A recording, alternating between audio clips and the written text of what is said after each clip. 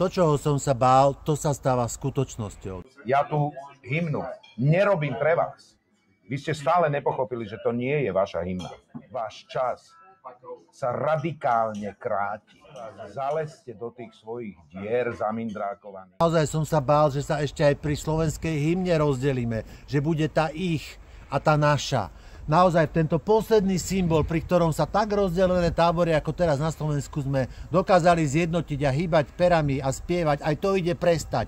A dokonca sme to dostali, že to tak aj má byť. Dostali sme odkaz londýnskeho pubu od človeka, ktorý pretvára našu hymnu, že máme zaliesť do dier, že sa nám čas kráti a že tá hymna nie je určená pre nás. Tak sa pýtam, a pre koho je určená, keď nie je určená pre nás? Tu pri hrobe autora textu našej hymny Janka Matušku chcem povedať, prosím vás, zastavme ich, zastavte ich. Naozaj po tom škandalóznom odkaze z londýnskeho pubu je výzva na mieste aj pre premiéra a prezidenta. Zastavte Šimkovičovú, zastavte ľudí ako Róža, Machala, Bombic, ktorí naozaj prznia našu hymnu a idú dokončiť to obrovské rozdelenie našej spoločnosti ešte dokonca aj na hymne. Nemôže existovať ich a naša, musí existovať spoločná slovenská hymna, tak jak to bolo doteraz.